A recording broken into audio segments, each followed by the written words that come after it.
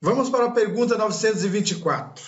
Existem males que não dependem da maneira de agir e que ferem o homem mais justo. Não há algum meio de se preservar desses males? A resposta, então, olha, deu para entender a pergunta? Tem males, diz Kardec, perguntando para o plano espiritual, né, e questionando, que não depende da maneira de agir da pessoa. Coisas que lhe chegam e que são aparentemente independentes da ação que ele teve.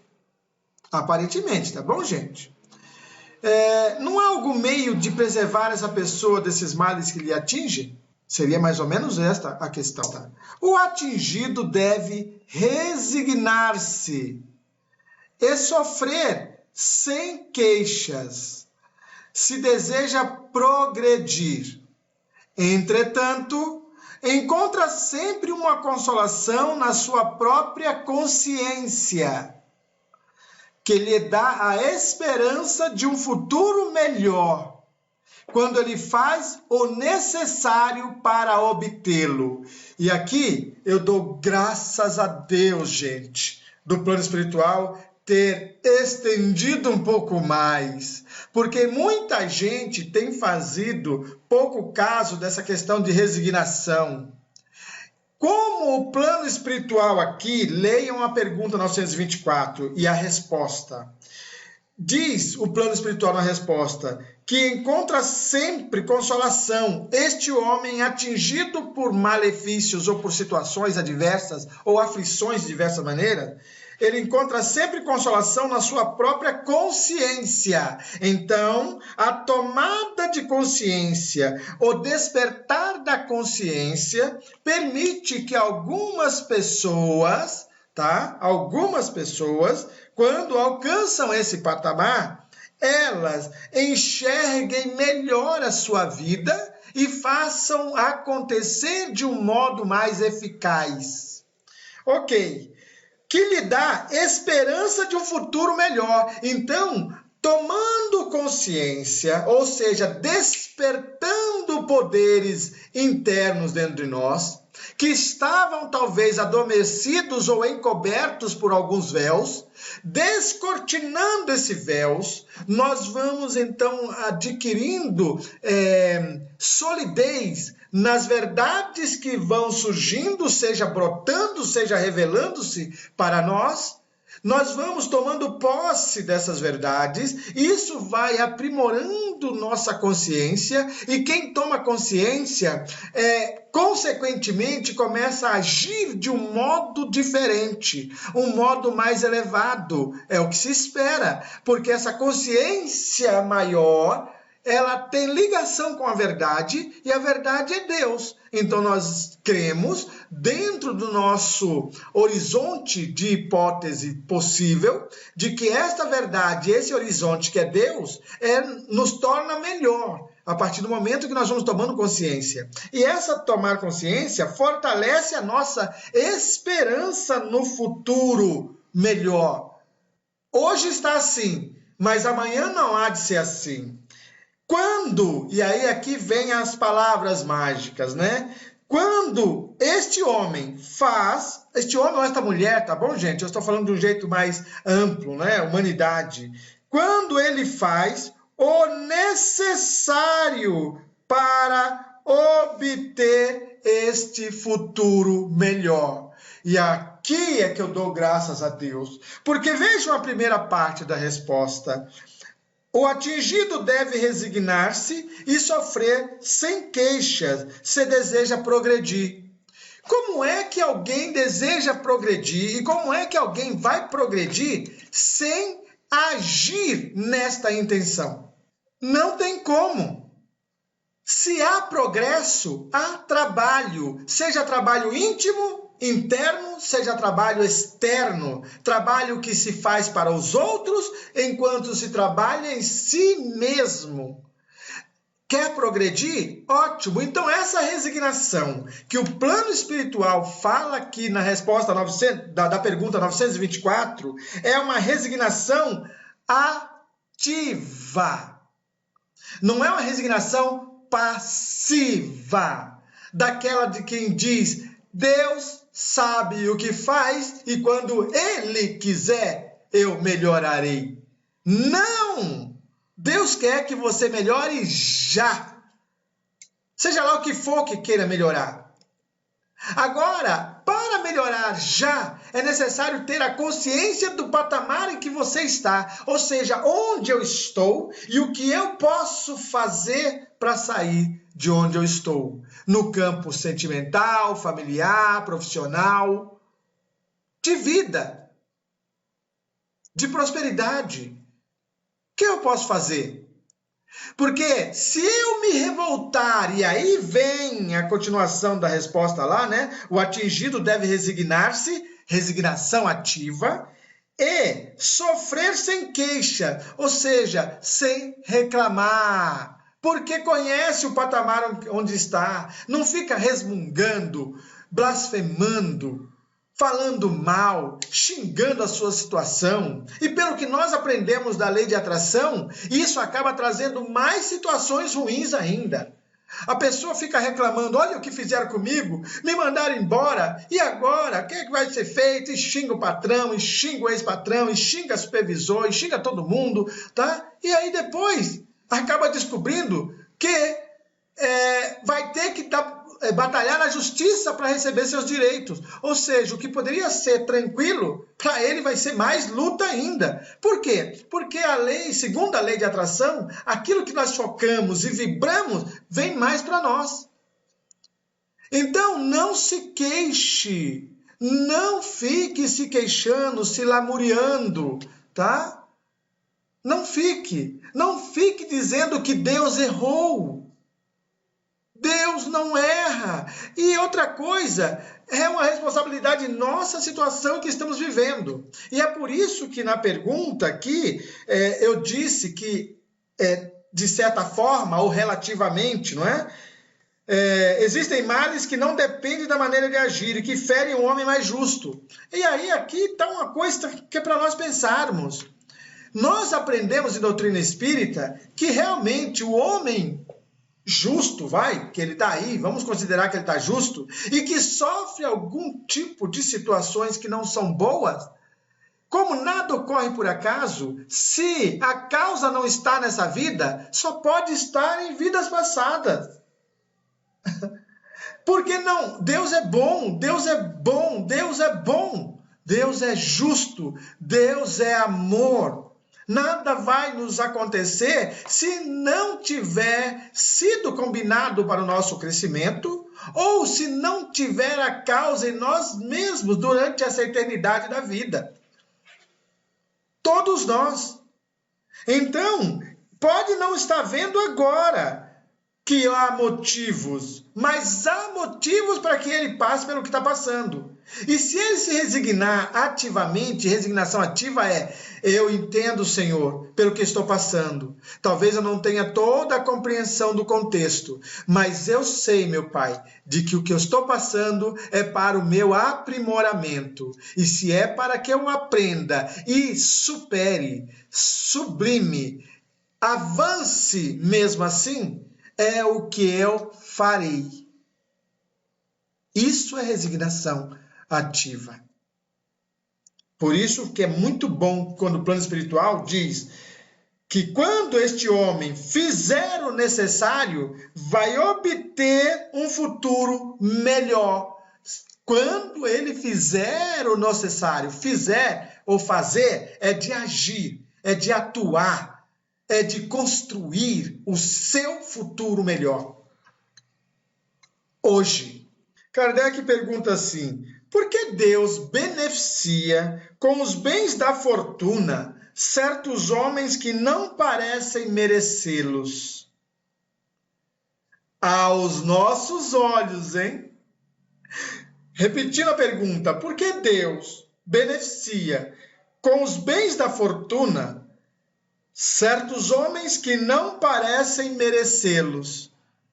E eu complemento, não parecem, segundo o nosso ponto de vista, segundo os conceitos que trazemos em nós, segundo o jeito que nós vemos as coisas.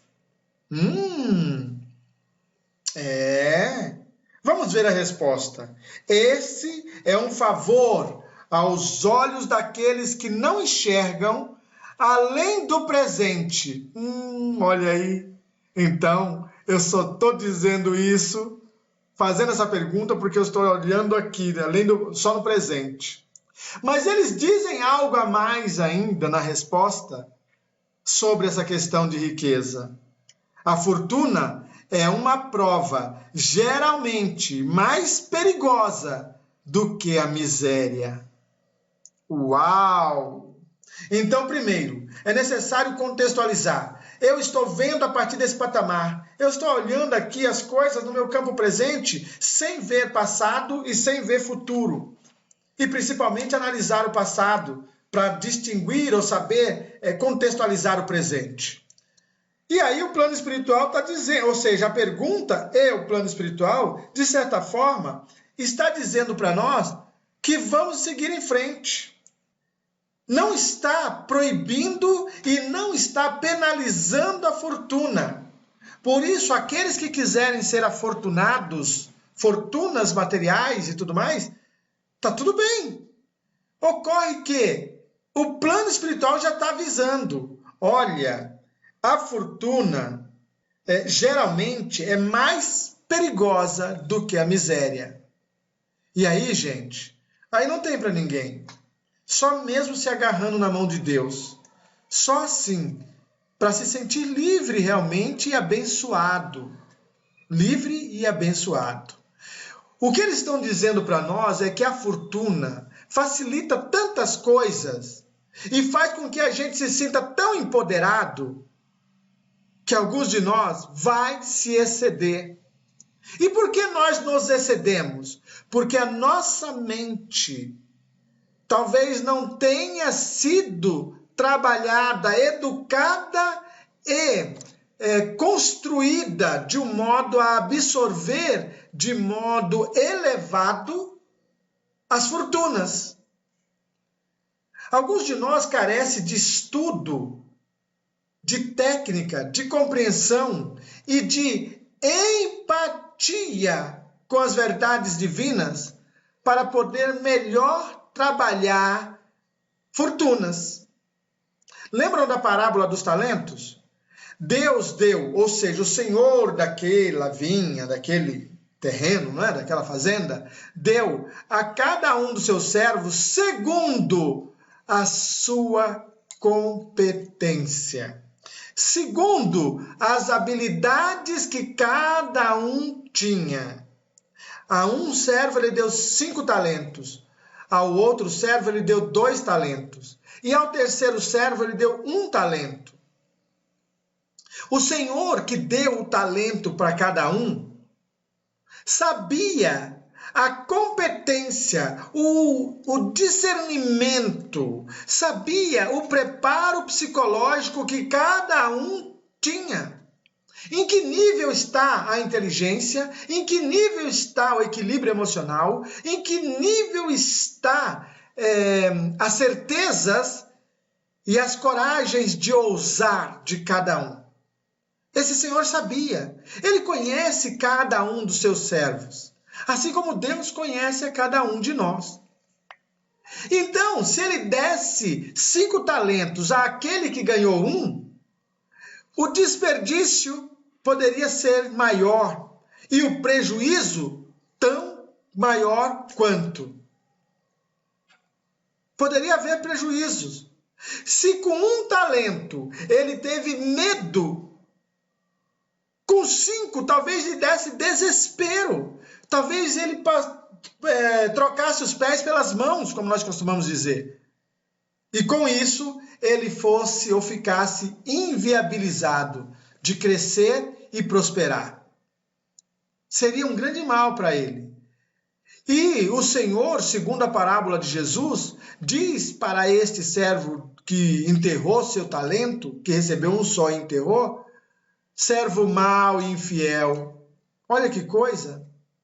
Tome o talento dele e dê para quem tem 10, porque aquele que recebeu 5 talentos, dobrou.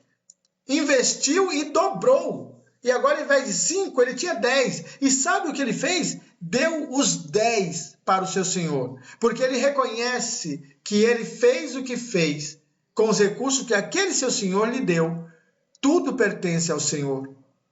Mas a competência de fazer acontecer, dobrar o seu faturamento ou os seus talentos, isso é daquele servo. Isso é conquista íntima que jamais será tirada. E aquele que tem um, hoje vai aprender a lição pelo medo que está demonstrando, para que amanhã também haja com prudência, inteligência e estratégia para prosperar. Por isso, fortunas na mão ou na vida de quem não se preparou pode levar a pessoa a uma ruína maior do que quando ele não tinha fortuna nenhuma. É só para isso, só para vigiar, para que nós tenhamos em Deus a certeza de que podemos prosperar. E para isso, nós precisamos renovar a nossa mente através dos nossos pensamentos, daquilo que estudamos, das coisas que fazemos e que buscamos. Chegamos então a uma outra pergunta com uma resposta alongada, bem alongada. Diz assim a pergunta 926. A civilização, criando novas necessidades, não é a fonte de novas aflições? Mundo moderno, isso aqui foi escrito em 1857, hein, gente? Ou seja, 1855, 1856, 1857, quando foi lançado o Livro dos Espíritos. Mas nós estamos em 2020, século 21. A resposta do plano espiritual. Os males deste mundo estão na razão das necessidades artificiais que criais para vós mesmos. Ou seja, independente, tá bom, das necessidades que são criadas, os males deste mundo são por necessidades artificiais que criamos para nós mesmos. Aquele que sabe limitar os seus desejos e ver sem cobiça o que está fora de suas possibilidades, poupa-se a muitos aborrecimentos nesta vida. O mais rico é aquele que tem menos necessidades. Uau! Isso é uma parte da resposta, gente. Aqui está sendo dito para nós que às vezes nós criamos necessidades artificiais. Às vezes nós estamos tão bem vivendo, por exemplo, hoje é comum, né? Nós trocamos, eu também troco, e todo mundo já trocou alguma vez, os aparelhos celulares, tá?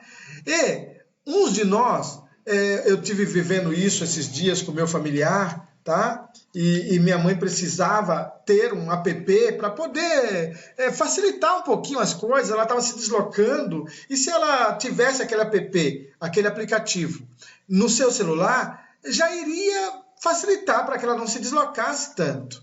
Tá bom. E o que ocorreu? É que o celular que ela tinha não comportava o tamanho do arquivo que aquele aplicativo tinha. Não comportava. Então, aí nós temos a seguinte questão. Surgiu uma nova necessidade, ela foi criada. Essa nova necessidade que foi criada é um aplicativo que facilitaria a vida de algumas pessoas num determinado procedimento. Essa é uma necessidade agora para nós.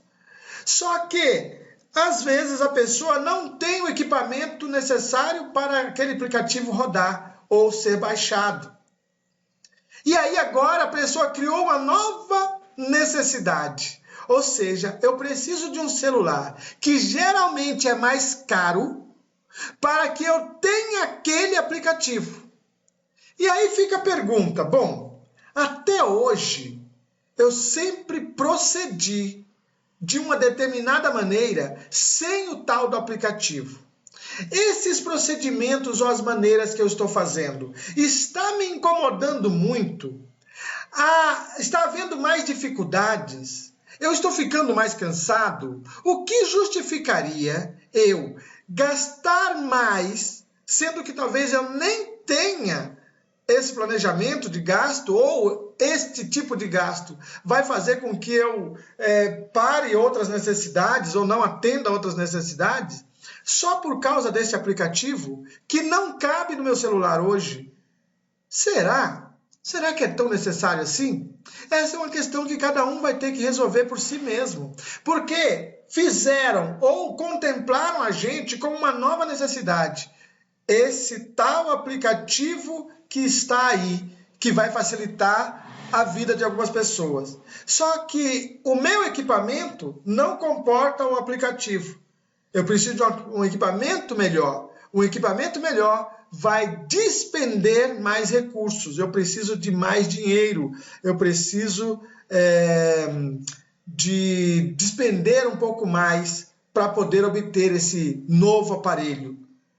Será que eu, usando mais dinheiro para esse novo aparelho, esse novo equipamento, estarei sacrificando algumas das minhas necessidades? Ou seja, coisas que eu já estou sendo bem atendido e que vou ter que parar um pouquinho só para poder ter isto? É só uma questão de pensar. Talvez valha a pena, na hora que a gente pesa, a gente fala, realmente, aqui, ó, custo-benefício. Pronto, o benefício justifica o custo. Acabou, não tem problema. Agora, algumas vezes, o custo foi maior do que o benefício. Pesou mais do que o benefício. E o benefício, na verdade, era só um capricho. Não era nem uma necessidade nossa. Era um capricho. E nós estamos, mais um pouquinho, mais uma pergunta ou duas, e nós estaremos terminando, tá bom, gente? Mas a complemento dessa resposta da pergunta 926 que nós acabamos de ouvir, o complemento é assim, ele diz que às vezes a gente inveja pessoas que aos nossos olhos são os felizes do mundo, né? Ai, nossa, olha essa pessoa que ela tem. Ai, eu seria tão feliz se fosse como ela. Eu seria tão feliz se tivesse o que ela tem. Eu seria tão feliz se... Tem pessoas que nós só estamos vendo os louros, né? Não estamos vendo o preço. Muitos de nós querem alcançar a riqueza sem pagar o preço. Mas muitos de nós também está invejando riquezas que são conquistadas a preços altíssimos, talvez até de vida e de caráter, de alma até. E nós não sabemos então o que estamos falando. Nós estamos vejando o que nós não conhecemos. Nós estamos vendo a capa por fora, mas não estamos vendo os amargores por dentro. Muitos desses que a gente está vendo aí, achando que são os tais, são os que mais dívida perante o céu e a terra terão que responder. São todos, graças a Deus, não, senão a riqueza seria imprudente para qualquer um, e não é. A riqueza é útil para todos que sabem utilizá-la em favor de si e dos demais ao seu redor. Riqueza é algo excelente, mas deve ser muito bem pensada se nós estamos colocando o motivo da nossa felicidade na riqueza, porque aí seria o fator errado. Felicidade é um estado de espírito. Eu, você, nós podemos e devemos ser felizes agora, com o que temos. É óbvio, devemos prosperar, trabalhar para fazer dessa felicidade algo melhor, maior, transbordante. Então aí tudo bem, mas nós podemos ser felizes agora, não depende de mais nada. Não depende de mais nada. Só de nossa tomada de consciência neste momento. Então, às vezes invejamos o que não sabemos e não sabemos o preço que pagaríamos se no lugar daquela pessoa nós estivéssemos. E não ter nada, ou seja, às vezes a pessoa que está passando por maiores dificuldades, se tiver coragem e ousadia, entendimento e consciência para entender sua situação e trabalhar, fazer, agir dentro de um ideal de sublimação, superação, de um ideal de eu vou tirar uma lição disso e isso vai ser o meu degrau para prosperar, às vezes essa pessoa é muito mais feliz nesse momento, que ainda não tem ou não alcançou o que quer, pelo caráter e pela consciência madura que essa pessoa está adquirindo e fortalecendo em si mesma. Como eu disse, nós teremos mais 2 perguntas só. Uma delas é essa 928 do Livro dos Espíritos. Diz assim a pergunta: pela natureza especial das aptidões naturais, Deus indica evidentemente a nossa vocação neste mundo. Muitos males não provêm do fato de não seguirmos esta vocação? A pergunta é fantástica, não? Essa pergunta é 10. Kardec está dizendo que muitos de nós têm aptidões e vocações, nós temos dons, nós temos um jeito aprimorado para algumas tarefas, sabe? Pessoas que estão não só se sentindo bem, como fazem muito bem o que fazem. Kardec fala, será que muitos males que nós passamos na vida, e talvez até alguma infelicidade, tá? Entre aspas, não provenham do fato de não seguirmos essa nossa vocação? Isso é verdade, a resposta do plano espiritual. E muitas vezes são os pais. Ah, meu Deus, era para nós hoje ouvirmos isso? Muitas vezes são os pais que, por orgulho ou avareza, fazem os filhos se desviarem do caminho traçado pela natureza, comprometendo-lhes, com isso, a felicidade que eles poderiam alcançar. Mas serão responsabilizados por isso também. Olha que coisa! Agora veja, o filho também está incluído nessa responsabilidade, tá bom? Mas é óbvio que se veio sendo incutida na mente dele uma ideia de sucesso, prosperidade ou reconhecimento diferente daquela que ele queria trabalhar nesta encarnação, é óbvio que isso é um dever dos pais vigiar, não impor. Não é para impor, é para vigiar. Nós não queremos que as más tendências se desenvolvam, mas nós queremos que os talentos, os dons e as aptidões sirvam à humanidade. Então, às vezes o filho seria muito mais feliz como desenhista, pintor, do que como médico cirurgião. E é provável que ele tenha uma habilidade muito mais significativa, um dom que traz em si mesmo, de ser esse pintor, esse desenhista, do que ser cirurgião, apesar de todo estudo, de toda técnica aprendida. A felicidade e a sua realização estariam muito mais em dia e afinada com o futuro melhor dele, quando ele coloca o seu dom, o seu potencial à tona, quando isso vem e serve à humanidade. Quando ele pode casar as duas coisas, ou seja, o campo profissional que ele está ganhando e mais o seu dom, a atividade que ele faz como um dom, com amor, com dedicação, se ele puder casar isso, ótimo. Inclusive nas palestras sobre liderança e sobre sucesso, eu falo que há duas possibilidades de nós termos sucesso. Uma é fazendo aquilo que ama. A pessoa que faz o que ama, nossa, se essa pessoa aprimora as técnicas e trabalha o seu eu, essa pessoa vai ser feliz e bem-sucedida. A segunda hipótese de sucesso é amar aquilo que faz. É diferente, tá bom, gente? Fazer o que ama é onde está o verdadeiro poder e a bênção toda dessa encarnação. Agora, amar aquilo que faz é absorver bênçãos para ser útil de uma maneira superior à humanidade, mesmo que não seja dentro ou totalmente encaixado com o meu dom. Mas eu vou encontrar meios de fazer com que meu dom se encaixe e faça o que eu estou fazendo de um modo melhor. Que interessante, não? Pergunta 929.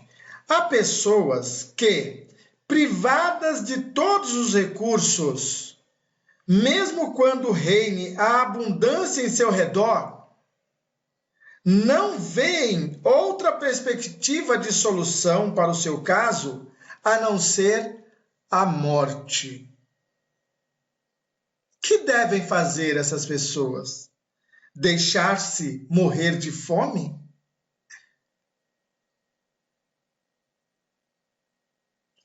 Há pessoas que, privadas de todos os recursos, mesmo quando reina a abundância em seu redor, e às vezes nós vemos pessoas que estão passando fome ao lado de grandes restaurantes ou de grandes mesas nos suntuosos palácios, né? Não vem outra perspectiva de solução para o seu caso, a não ser a morte. O que devem fazer? Deixar-se morrer de fome? Vamos ver a resposta do plano espiritual. O homem jamais deve ter a ideia de se deixar morrer de fome. O homem jamais deve ter a ideia de se deixar morrer de fome, pois sempre encontraria meios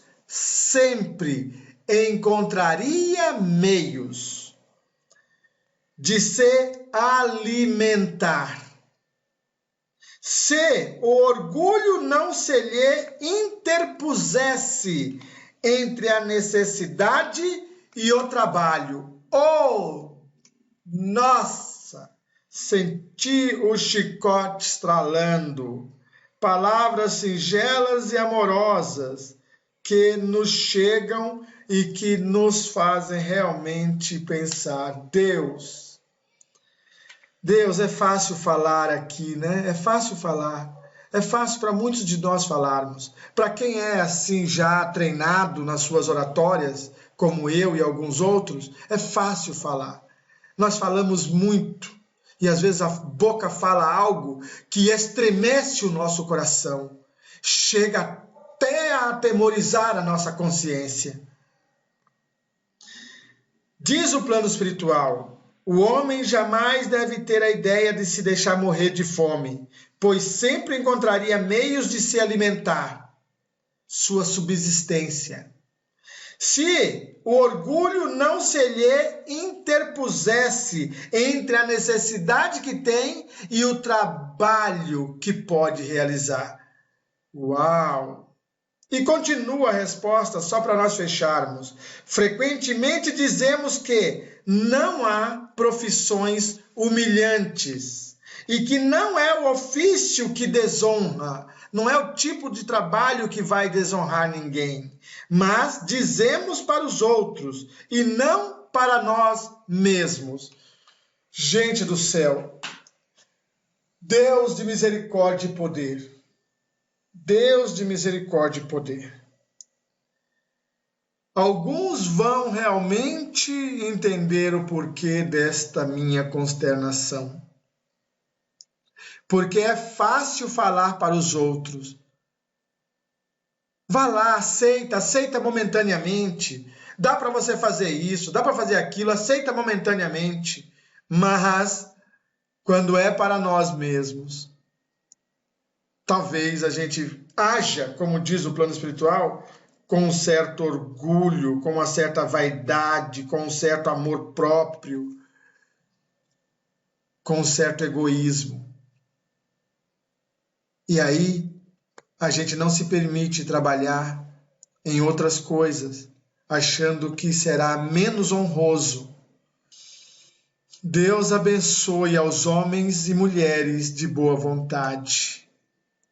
Deus abençoe aos homens e mulheres de boa vontade, verdadeiros fazedores, que não deixam a peteca cair e que são verdadeiros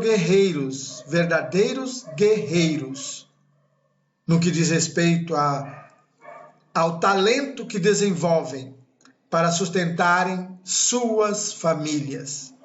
Deus abençoe aos homens e mulheres de boa vontade, que não se intimidam, não se ufanizam, não se ensoberbecem, achando que são mais do que tudo ou do que todos. Deus seja por cada um de nós, meus irmãos e meus amigos. Muito obrigado.